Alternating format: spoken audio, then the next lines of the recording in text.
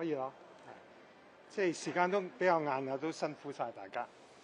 今屆立法會嘅換屆選舉咧，已經喺尋日晚上11點半咧結束投票。咁地方選區嘅累積投票率咧係31.9%，約係有1317000名嘅選民咧係投咗票嘅。功能界別嘅累積投票率咧係40.09%，約有76000名嘅投票人咧係投咗票。咁地方選區方面咧，投票率最高嘅3個區咧係新界西南32.69%，約係153,000名嘅選民投咗票。新界嘅東南咧32.64%，約143000名嘅選民。另外咧係新界西北32.64%，約142000名嘅選民。功能界別方面咧，投票率最高嘅3個界別咧係商界第3啦，100%，307名嘅選民；科技創新界100%，亦都係71名嘅選民，同埋漁農界97.09%，167名嘅選民。咁選舉委員會界別嘅投票率咧係99.45%，係一共有1458名嘅選民喺呢個界別而呢個界別嘅結果亦都係啱啱大家都知道公佈咗㗎啦。咁鄰近邊境投票站嘅資料咧，就係全日約係有7100名嘅選民喺鄰近邊境投票站入邊投咗票。至於公務員嘅專屬投票站咧，合共係約2萬名嘅選民係投咗票。7個嘅醫院管理局嘅醫護人員專屬投票站咧，全日一共係有631名嘅選民投咗票。少數族裔人士嘅專屬投票站咧，全日係一共有7名嘅選民投咗票。院舍外展投票站咧，全日一共係有319名嘅選民係投咗票。至於專用投票站方面咧，喺懲教院所嘅設立嘅17個專用投票站咧，全日一共係有2400名嘅選民係投咗票。喺警署設立嘅3個專用投票站咧，係有3名嘅選民係投咗票。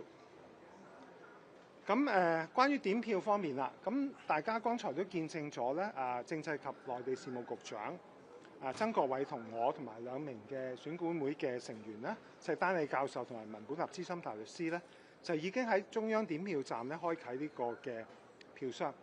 咁亦都係象徵咧，全港所有嘅點票站咧已經係展開點票嘅工作。咁地方選區方面咧，各個一般投票站咧已經係轉成為點票站，即場點票。咁獲編配少過500名選民嘅小投票站啦、專用投票站、鄰近邊境投票站、專屬投票站同埋院舍外展投票站嘅選票咧，而家都係送到去九龍公園嘅選票分流站兼綜合大點票站去點票。咁嗰度嘅工作人員咧都係非常忙碌喺度點緊票嘅。咁至於香港會展中心嘅選委會界別嘅票站咧，就已經換成選票分流站啦。將該站選票咧先係按地方嘅選區分類，因為佢哋嘅選舉委員會界別咧，佢哋都會投到佢哋嘅地方選區嘅。咁我哋就再送到去咧九龍公園嘅選票分流站咧，嗰個綜合大點票站咧，同埋同區嘅選票咧一齊混合點票嘅。咁功能界別嘅同埋選委會界別係採取呢個中央點票啦，即係我哋喺呢度點票啦。而咧呢個界別嘅投票箱咧，即係功能界別嘅投票箱咧，就已經係陸續送緊嚟呢一度噶啦。咁但係咧有啲嘅地方係比較偏遠嘅，咁佢好似塔門啊。咁我哋預計咧，其實嗰啲嘅箱咧，可能都要大約2點或者2點之後咧，先至會送到嚟呢一度嘅。咁投票箱嘅由呢個投票站主任啦，或者係選舉主任打開咧，然後由點票人員咧就將呢個選票分類。地方選區嘅選票咧係會由人手點算啦。咁選委會界別嘅選票咧，一如以往咧係用電子點票嘅系統點算。而大家都睇到頭先即係嗰個效率都係我哋非常之滿意嘅。而功能界別咧係第一次咧係選用呢個電子點票嘅系統進行點票。咁我哋都會對呢一個嘅系統點票嘅效率係有信心嘅。咁我哋一陣間就會等啲票箱嚟晒咧，我哋就會可以其實有啲已經開始點緊㗎啦。咁等晒所有嗰個票箱嚟到咧，我哋就會最後會知道結果。咁如果有問題選票咧，投票站嘅主任同埋選舉主任咧，就會按法例咧係裁定有關嘅選票咧係咪有效。咁候選人同埋佢嘅代理人啦、傳媒同埋市民咧都可以到點票站咧指定範圍咧係監察點票過程。咁新聞中心咧亦都設有公眾人士區域啦，但係座位有限嘅，以先到先得嘅形式安排入場。公眾席咧現時咧係接近滿座。請市民咧不要再前往咧中央點票站嗰度啦。咁當地區選區完成點票之後咧，每個點票站嘅投票站主任咧就將會將點票結果咧喺即場咧係通知候選人或者佢哋嘅代理人。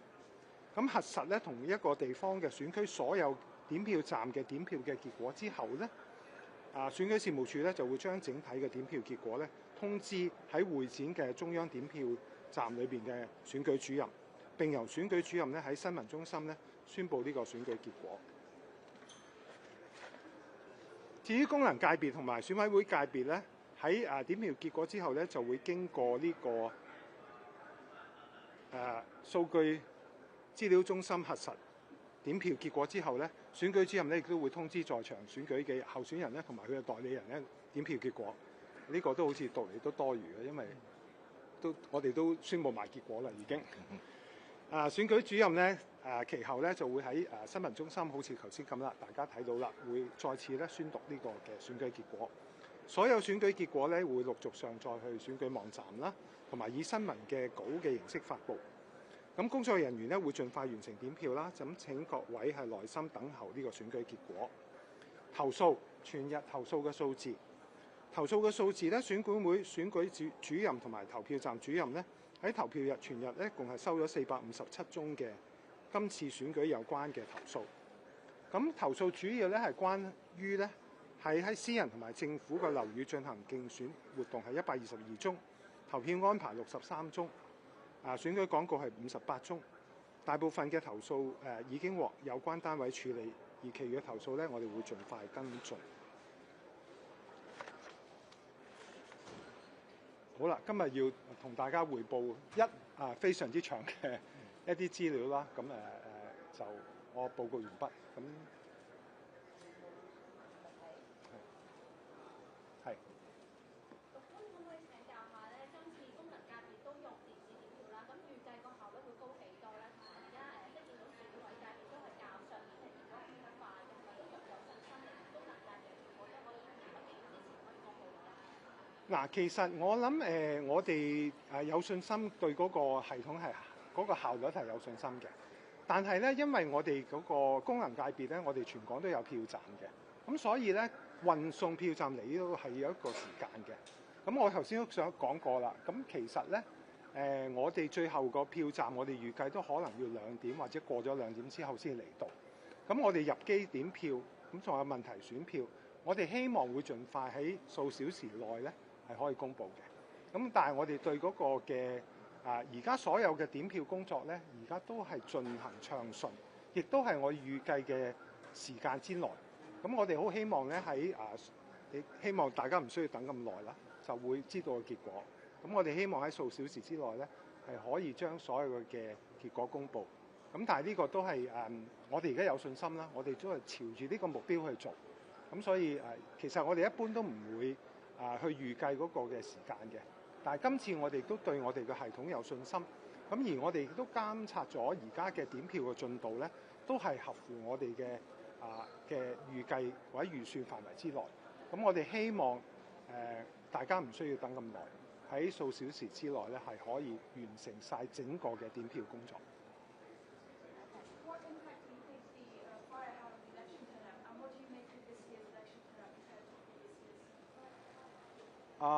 Well, I think, as I mentioned this morning, I think the devastating fire has changed the social atmosphere, making it a very difficult election for us to organize because of the impact on the incident on the general public.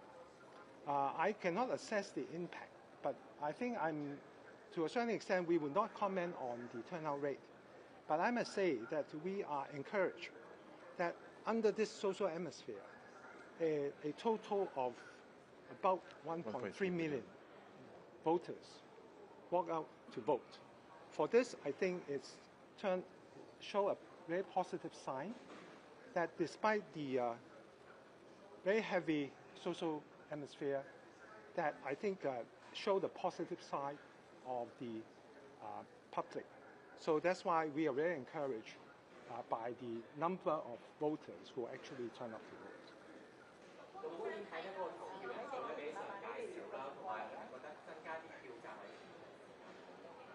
其實我哋頭先講過，我哋唔會去對嗰個投票率有任何嘅解讀，或者我哋都唔係，我亦都講過，投票率唔係我哋嘅選管會嘅，我哋會注重嘅嘢。其實我哋嘅使命，我亦都講過，我哋嘅使命係要搞一個公平、公正同埋誠實嘅選舉。但係我哋覺得喺今朝我亦都講過，而家呢個嘅氣氛搞呢個選舉係困難嘅。我哋都知道好多人係受到呢個火災嘅影響，所以其實我哋覺得我哋睇到實際有130多萬名嘅人今日可以走出嚟去投呢個投票，我哋係覺得鼓舞嘅，因為我諗呢樣嘢都係代表，亦都係我覺得今次睇得到我哋我覺得即係由朝頭早到晚，我都會係好深深覺得咧，係喺個選舉嘅過程之中，包括工作人員，包括一啲嘅受訪嘅一啲嘅投票人士咧，都係俾到我哋一個好積極同埋好正面嘅信息。咁所以我都係我自己認為啦，就我哋嗰個選舉，如果喺呢方面我哋已經係非常之成功，因為我都希望，正如我首先今朝所講。其實我覺得呢個選舉真係我哋香港復常嘅第一步，因為我哋如果有130多萬名嘅人行出呢一步，咁我希望香港係會有多啲嘅正能量，俾到我哋一啲好受災嘅一啲嘅災民。咁我哋希望咧，我哋香港會盡快從呢個傷痛之後走出嚟。咁當然呢個立法會成功選出嚟，亦都係會令到呢一個嘅復常，希望係可以加快。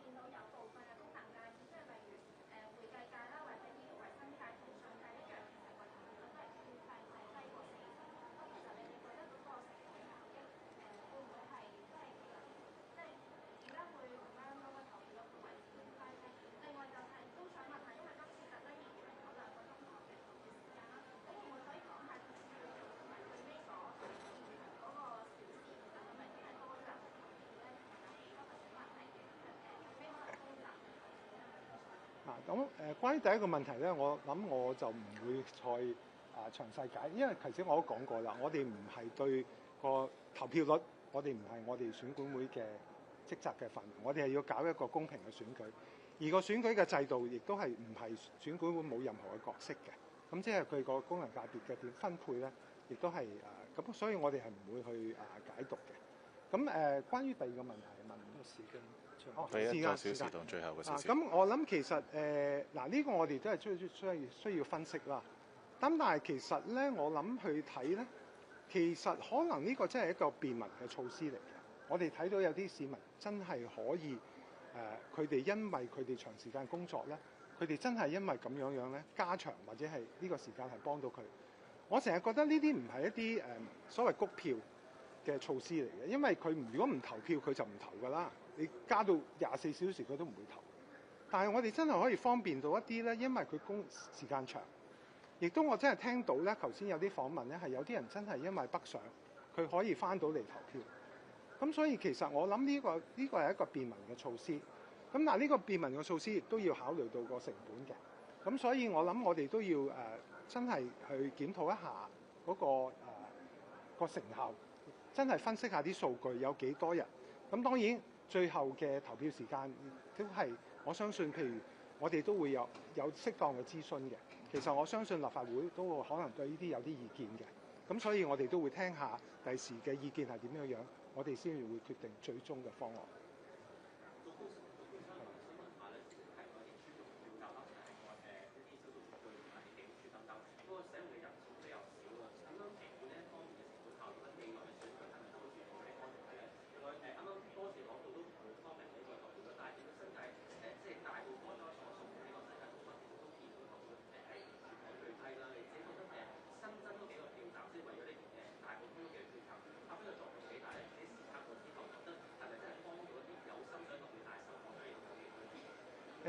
我只可以喺度講啦，即係關於嗰個投票其實我哋就冇辦法可以而階段咧整理晒每一個投票站嘅數據，但我哋發覺嗰3個嘅票站，即係受影響嘅票站嘅投票率咧，係同其他嘅投票其他嘅票站嘅投票率係相若。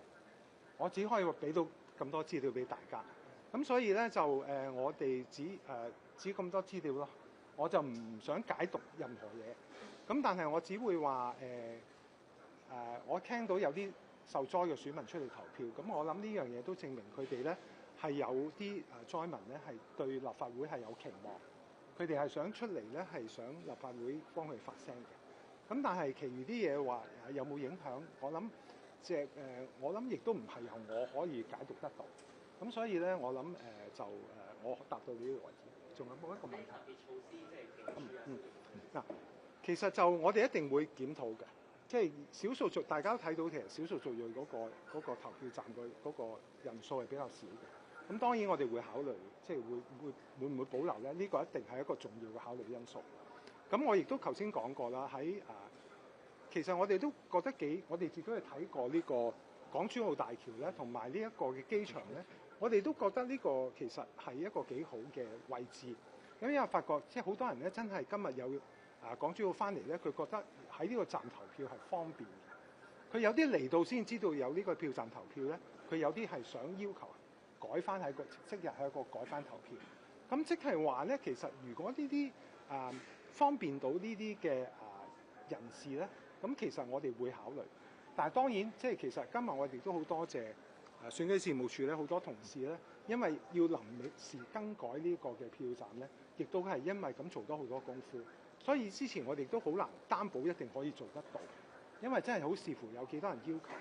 咁但係今日咧，通過呢個選舉事務處好多位同事嘅努力咧，我哋覺得係呢個可以考慮嘅。咁另外咧，機場嗰度我都講過啦，機場其實我哋覺得都好方便到喺機場工作嘅員工啦。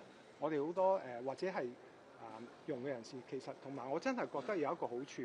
就係我今日真係聽到佢機場嗰度係會每半個鐘頭有一個廣播嘅，咁呢個廣播就係提醒人投票。咁我覺得呢個喺一個我哋香港嘅窗口入邊咧，擺個投票站係有佢嘅價值嘅。咁所以個價值亦都未必係淨係用純粹嗰個選民嘅數字，但係我哋覺得選民嘅數字我哋都係滿意嘅。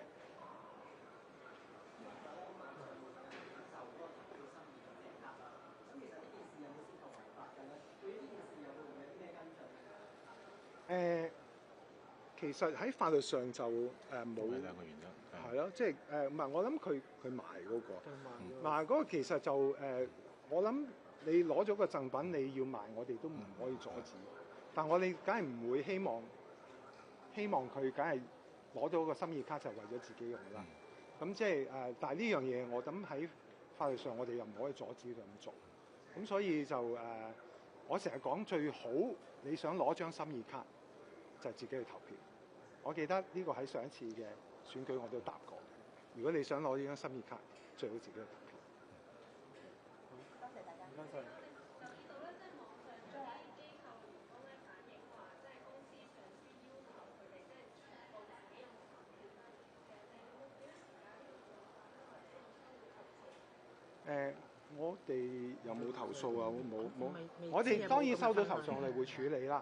但係其實我亦都係講翻嗰兩個原則，即係投票嗱。頭先我所講任何優惠咧都有兩個原則，你一定要遵守。第一，你係唔可以嗰個優惠咧係俾要佢想佢即係投邊個。第二個咧就係你唔可以逼佢話俾你聽佢有冇投票。咁所以話咧，如果佢自己想攞個優惠話俾你知，呢個係可以。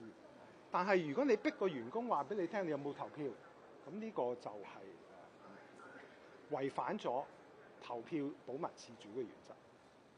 咁所以好唔好啊？謝謝。